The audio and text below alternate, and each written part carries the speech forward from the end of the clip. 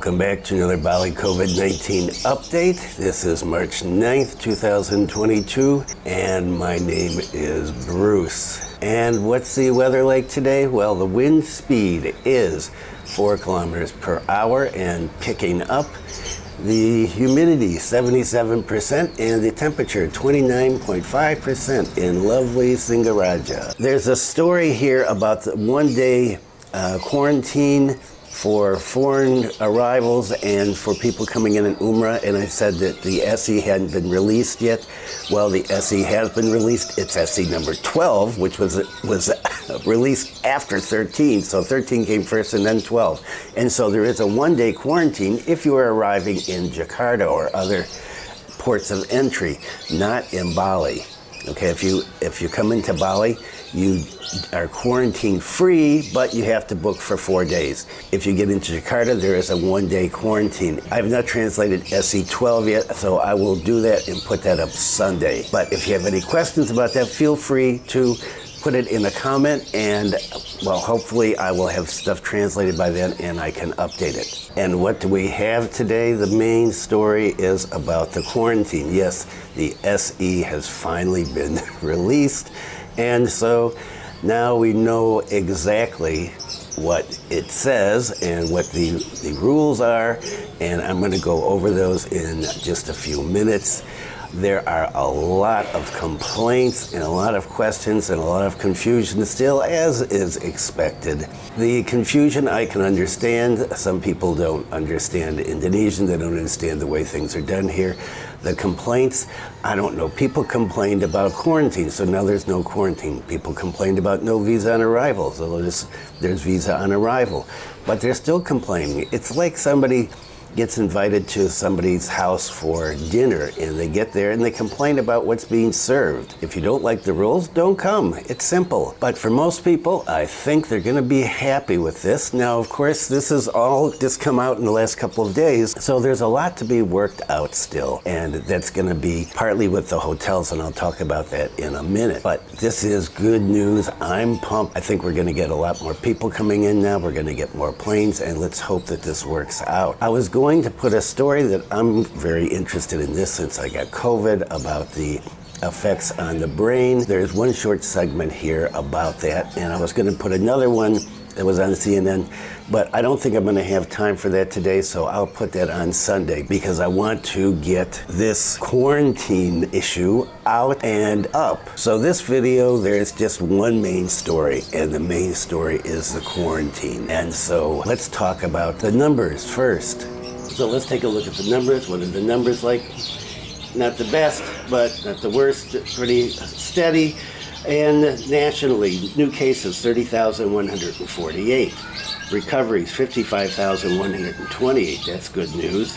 And deaths are up to 401. So that is not good news. Okay, and what about Bali? 199 new cases, 507 recoveries, and the 9 deaths. So those numbers are, as I said, neither good nor bad. There's nothing to be concerned about other than the rise in deaths nationally. But again, that was to be expected, and apparently there are just a lot of older people and people with comorbidities who have not been fully vaccinated yet who are dying, unfortunately. So let's get on with the main story about the quarantine. Okay, the quarantine. Let's take a look at the quarantine. So this is the SE number 13, town 2022, our year 2022. Now this SE applies to Bali, Batam, and Bintan. I'm not going to talk about Batam and Bintan because most people that view this channel aren't really interested in it.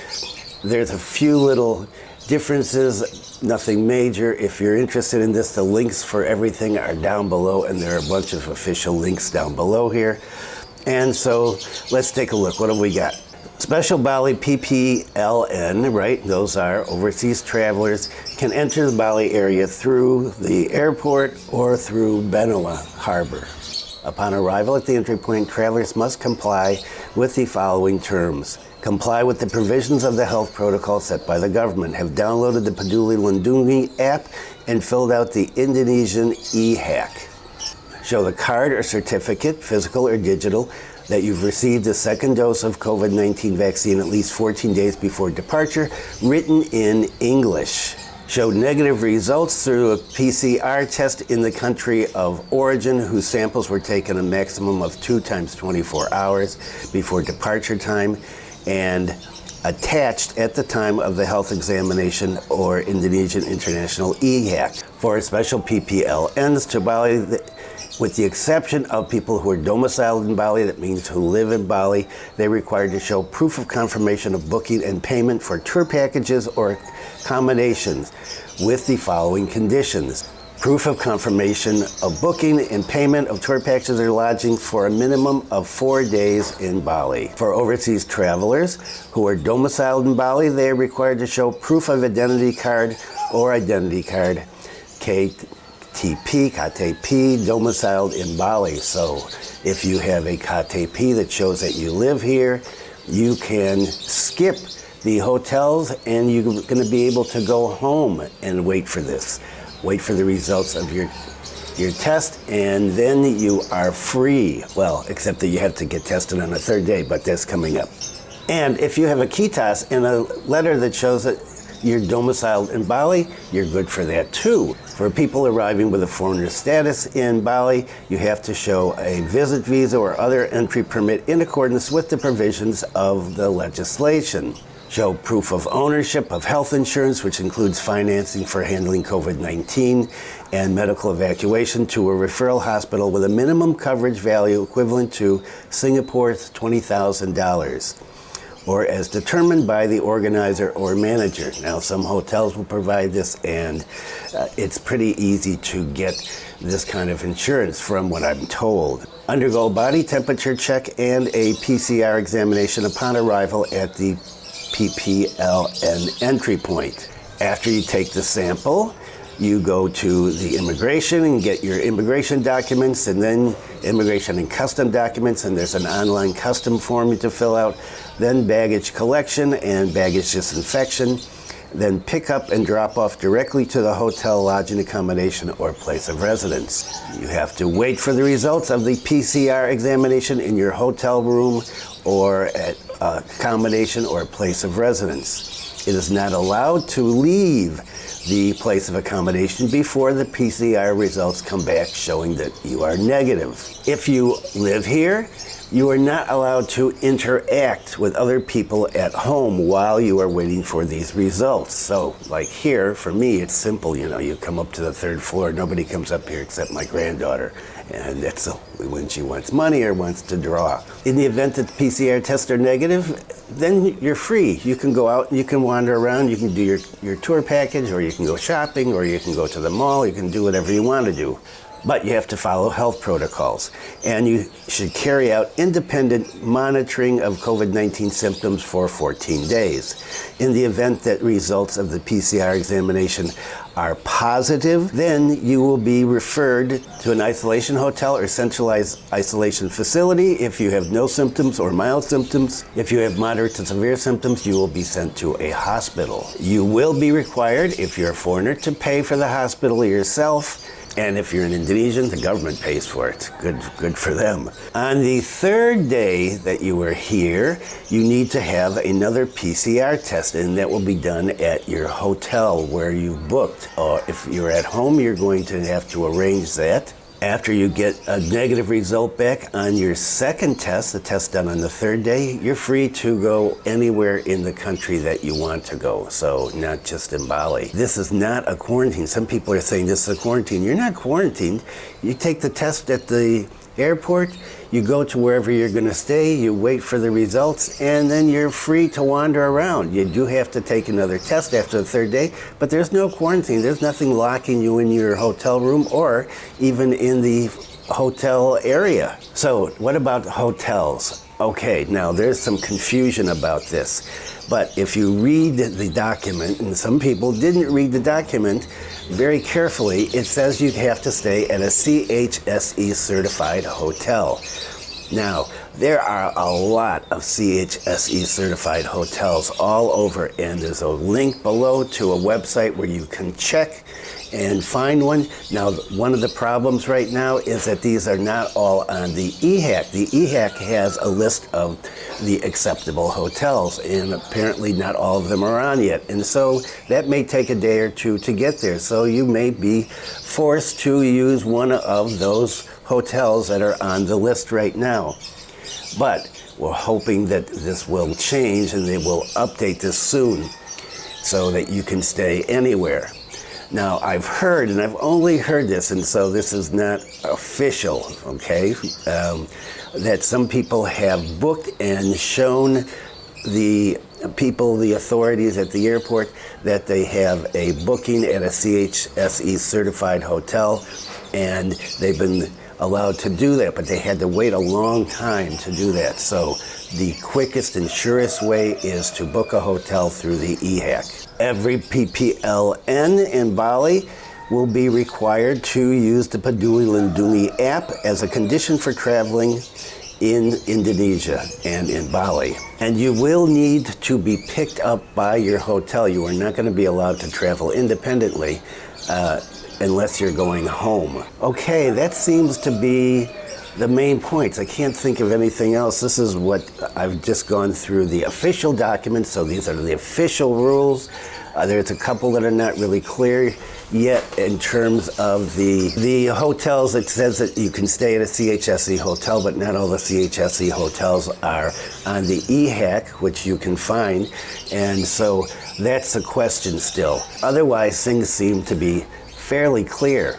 Okay, if you have questions about this, great. If you want to whine about this, please whine somewhere else. I'm so tired of hearing people whine about things. Okay, and here's some more on quarantines. Oh boy, there's a lot on quarantines.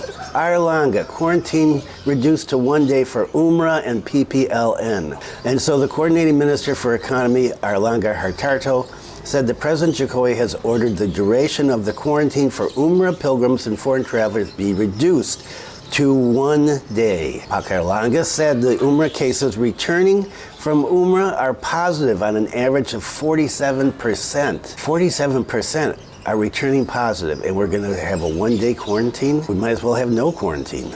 Airlangga said that the rule takes effect starting tomorrow. The complete rules will be conveyed through a circular letter from the COVID-19 task force, so Satgas.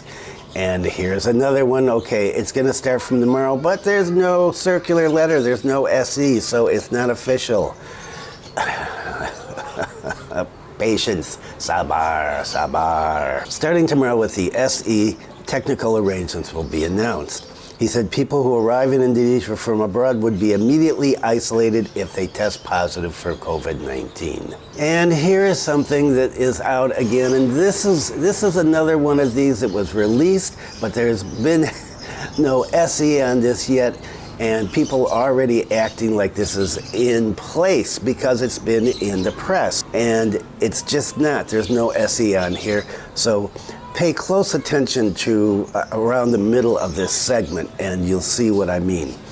Government removes PCR and antigen test requirements for domestic travel. Now that's good news because that means that we can travel freely, basically. This was decided after a limited meeting on evaluation of the implementation of restrictions on community activities, PPKM, chaired by the president. Pak Luhut said that new provisions apply to passengers on land, sea, and air routes. This provision applies to people who have received 2 doses of COVID vaccine. So you don't have to have a booster, you have your 2 shots, you're free to travel without any more tests. Luhut said, and this is where you gotta watch, the new rules would be included in a circular letter, that's the SE. New rules will be published and take effect in the near future. So it's been announced, people are assuming it's already in place, and it's not. It says new rules will be published and take effect in the near future. And then once this is published, people assume this is already happening, and it's not at this point. At the same time, the government encourages people to follow the vaccination to the end. Pak Luhut said vaccination was one of government's efforts to end the pandemic. He said the government is pushing for a booster in Java, Bali, which is below 10%. We encourage people to visit available vaccine outlets to improve the pandemic. And then there's something about the foreigners coming in. In addition, the government has also relaxed the quarantine policy for foreign travelers, PPLN. Remember PPLN, because I say it a lot. The government removed the quarantine requirements for people who had just arrived from abroad to Bali. The PPLN said Pak Luhut must show a hotel reservation for a 4-day stay. They are also required to have taken 2 doses of COVID vaccination. Now, in some places, it said 2 doses and the booster. So this is one of the things that needs to be brought out with an SE, which we're waiting for, especially me, since I've been waiting for days to get this done and out. PPLN did the entry PCR test and waited in the hotel room until negative results come out, he said. Here's some more stuff that it's going to happen, but when it's going to happen, I don't know, and there's been no details released. This is the way the government does things. I guess you just have to adapt to it. And here's something that's kind of dear to my heart, having COVID myself. COVID survivors suffering from brain fog share their story. So this was an article in the Jakarta Post, and it's a long one. Most of the article is about these interviews with different people and sharing their problems with brain fog. I wanted to get this very short segment in because I'm having problems already with brain fog, and I can see that this is going to be an issue. And there's another story, if I can find it, that came out today on CNN that is somewhat related to this. For the tens of thousands of Indonesians recovering from COVID-19 infections, returning to normal life has proven slow and arduous. As the Omicron variety sweeps through the country, patients are reporting instances of so-called brain fog, a condition characterized by lapses in concentration and an inability to think clearly. And I've experienced some of this already. Though the World Health Organization has long recognized cognitive impairments as one of the side effects of long COVID, the long-term effects of COVID-19 felt for months, even years after the negative diagnosis. Controversies abound as to whether the Omicron variant renders its patients more susceptible to brain fog. A recent study published in the Annals of Clinical and Translational Neurology revealed objective weaknesses in attention and working memory in some COVID-19 survivors, with possible links to how the virus affects patients' spinal fluid. But the study fell short of explaining why other COVID-19 survivors did not report such side effects. Others speculate that it's pure mathematics. Writing for Scientific American, Melinda Winter-Moyer argues that as Omicron is more easily transmissible, there are more people at risk of the effects of long COVID, including brain fog. So that's something to think about, and it's not clear on how Omicron affects this, but this is something that people have been passing Omicron off as, well, it's nothing, it's just a cold and things. Well, I've had it for 3 weeks. It's more than a cold, I'm afraid. For some people, other people it's not. For those of us that are older at a higher risk category, this is a problem. And I mentioned 1 or 2 videos ago, I think 2 videos ago, about the controversy about President Jokowi continuing on, postponing the election in 2024. Well, here's some more on that important topic. Pressure mounts on Jokowi to address proposal to extend his term. So President Jokowi has not publicly addressed these proposals to extend his presidential term. And there are calls by politicians and the public to speak up, say something. The president has remained silent after leaders of political parties within the ruling coalition suggested last week that the upcoming elections be postponed, raising questions about whether the proposal came from the president himself. According to Ahmad Umam, executive director of the Institute for Democracy and Strategic Affairs, if Jokowi truly had no intention of extending his term, he should come forward and firmly convey that stance to the public. He said that the president's silence indicates that there is a calculation, a strategy to buy more time. If his silence persists, he said, then it is reasonable that civil society will start questioning his commitment to the reform that has been entrusted to him. And he said, look at the pattern. It's quite systematic. First, it was conveyed by a minister. The resistance was quite strong because it didn't have sufficient political power. But then a second one was carried out simultaneously by political parties and leaders of political parties. According to Ferry Amsari, a constitutional expert at Andalus University, the president should reject the notion of postponing the 2024 elections. He said the president himself must firmly stop it, not only with words, but also with actions. He said polls here have repeatedly found that the majority of Indonesians support the idea that the presidential elections should be held according to the regular practice of once every 5 years, without postponement for any reason. In December of last year, a survey showed that 58% of the public disagreed or strongly disagreed with extending Jokowi's term in office. And 35.5% strongly agreed or agreed with extending his term in order for him to deal with the COVID pandemic and the economic recovery. Constitutional law expert Yusril Mahendra said delaying the elections would require an amendment to the 1945 Constitution. What needs to be changed is not literally changing the articles of the Constitution, but adding a new article to the Constitution related to general elections, he said. A constitutional amendment can only be advanced in a special plenary session of the People's Consultative Assembly, the MPR, which consists of 575 members of the House of Representatives and 136 members of Regional Representative Council, the DPD. Of the 575 House lawmakers, 64% are from political factions that oppose extending Jokowi's term. Currently, only the National Awakening Party, PKB, the Golkar Party, and the National Mandate Party, PAN, have publicly supported the proposal, while the United Development Party, PPP, is still on the fence. And of Wednesday, Gerindra Party Chairperson Prabowo Subianto has not spoken on the issue, and of course he'd run for election before, as I mentioned in my last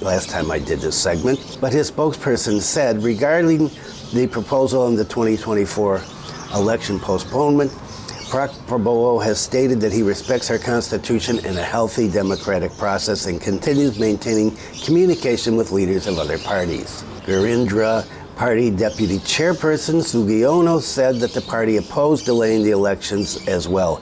In general, he said, the public has shown a desire for the elections to be held in 2024. And so, this is going to be an interesting thing to watch. How long will it take before the president comes out and says the elections will definitely be held in 2024?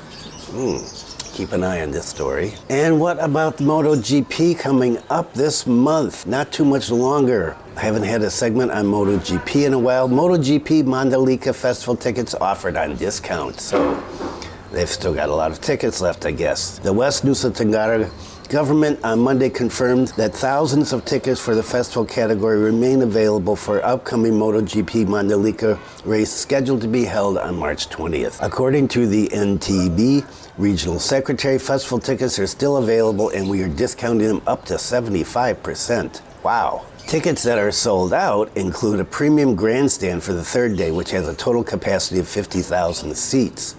Okay, so the good ones are sold out, the other ones aren't. The festival tickets for the first and second day of the event, which consist of the MotoGP practice and qualifying sessions, obviously not a lot of interest in those, were initially offered at 287,000 rupees and now discounted at a price of 100,000 rupees. Big discount. The festival tickets for the MotoGP race day or third day that were initially offered at 575,000 are now being sold for 150,000. So they want to fill up the seats. And well, you got to have some money to pay 575,000 for a ticket. And I know the government is counting on this to bring in some cash and to keep Indonesia in tourism in the news. So let's hope that they're successful.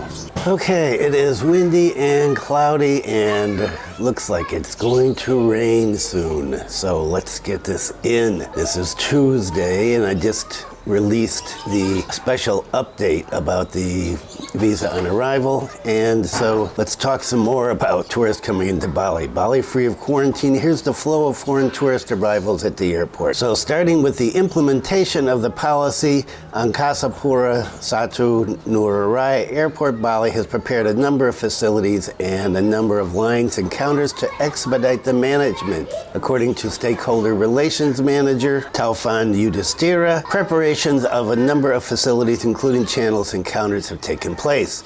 As for the VOA channel, there are 4 lanes and 8 counters at the International Arrivals Terminal that have been prepared for the new arrivals. Later on, VOA arrangements will be carried out after passengers take PCR swab samples before they head to the immigration counter, he said. And body temperature checks will be carried out and document checking systems done and PCR swab and then to the immigration counter and then after that, baggage collection and customs. Okay, and so this is all supposed to work relatively quickly. If you've gone through this, please leave a comment and tell us what the process is like and how it's worked for you. Finally, he said, when finished, they get a bracelet to continue to the exit point and they will go to the transportation that will take them to the hotel they book. So indeed, there is an additional flow that is definitely the same as before when they landed to check the body temperature, do the system entry and check documents and then take swab. Okay, and so according to this article, they're all ready and I'd like to see how things are working out.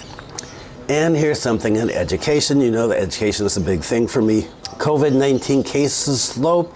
Buleleng Task Force opens the possibility of re-implementing PTMT. The possibility. We've got tourists coming in here. Everything's open. They're talking about people traveling all over the country with no test, and the schools are still closed. It doesn't make any sense. Limited face-to-face learning, PTMT, in all educational units in Buleleng Regency may start soon. The head of the Buleleng Regency Communication, Information, Encryption, and Statistics Office, Pakutut Suwarmawan, I got it right this time, as the coordinator of data and information sector for the Buleleng Regency COVID-19 Handling Task Force, explained that in accordance with the latest directives from the Ministry of Home Affairs regarding the implementation of community activity restrictions, PPKM Level 3, PTMT can be held as many as 50% of student capacity. What does all that gobbledygook mean? It means that we're in Level 3, but you can have up to 50% capacity for back to face-to-face learning. And so let's do it. For now, he said, it's still being planned. Besides that, we are also waiting for further instructions from the Bali provincial government regarding the implementation of PTMT. Here we will adjust the policies there. I don't know. I've said this so many times. Education is not taken seriously in Indonesia, and that's why our kids consistently rank at the bottom of international tests. Here's something interesting. I didn't know that last month was Balinese Language Month, and that, in fact, every February is Balinese Language Month. So, Bali Governor Wayan Koster presided over the formal closing of the 4th Bali Language Month. So, Bali Governor Wayan Koster presided over the formal closing of the 4th Balinese Language Month 2022, and this was last Monday. The governor reminded the audience that the goal of Balinese Language Month is to preserve and promote Balinese as the mother tongue of the island of Bali, despite the many technological advances and modernization of the current era. The governor said that although Balinese Language Month takes place each February, he hopes it will not just be a symbolic routine gesture. Instead, he said, he desired Balinese Language Month to become much more than some obligatory symbol and would assume its rightful place as a forum for learning, particularly for the younger generation of Bali, deepening the understanding of Balinese culture and Balinese language. And he continued with the coming of the Balinese Language Month next year, the 5th one. He asked that the event be expanded to educate the younger generation as its primary target. And the governor concluded, to strengthen the language, culture, and customs of Balinese society, we must inspire the younger generation. The younger generation must be molded. And well, I'm all in favor of keeping Balinese language alive. One of the problems is that these smaller languages in the world have been disappearing. Take, for example, in Papua New Guinea and South America. Okay, time for a update and a wrap-up. No updates. The update was the main story. And what about the wrap-up? Okay, good news on the wrap-up. We've got the VOA official document, we've got the quarantine official document, we've got the one-day quarantine if you come in outside of Bali official document. So all the official documents have come out now. Things are looking good. There are some glitches, that's to be expected. But overall, this is what people have been asking for. Come in, you can get a visa on arrival. It's not that expensive. It's good for 60 days. There's no quarantine if you meet these requirements. But as I said in yesterday's update, and again I mentioned it here, but it may have been kind of passed over. I didn't treat it that seriously. You need to comply with all the health protocols, and that includes wearing a mask. And so I heard from a subscriber that people in Ubud, foreigners in Ubud, there's more foreigners here, which is good news, but a lot of them not wearing a mask. Okay, you will have to wear a mask. What's the government going to do about this? I don't know. We'll have to wait and see. Are they going to crack down on people without masks, especially in foreigners, or not? They said originally that when they opened up, they were going to strictly enforce the health protocols, including mask wearing. Is that going to happen? I don't know. Maybe they're going to let this slide. And this should be good news for people in the tourist industry, drivers, restaurant owners, restaurant workers, hotel owners, everybody.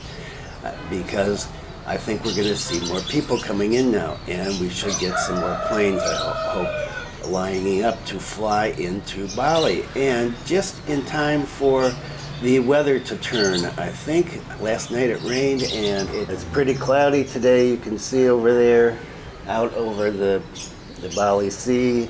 But it's a nice day, windy. Okay, and so that's it. If you found this helpful, useful, informative, not confusing, amusing, please give it a thumbs up. And if you haven't subscribed, please consider subscribing. And my friend Bobo, he is getting a lot of new subscribers and a lot of new views on his YouTube channel, and you might want to check it out up here. And I have a daughter, well, I have 3 daughters. My oldest daughter has just started a YouTube channel, and I think she has 1 subscriber, her husband. And so you might want to check that out up here, too. Thanks for viewing. Be kind to someone today. Stay safe. And I will see you on Sunday, and hope to see you in Bali one day.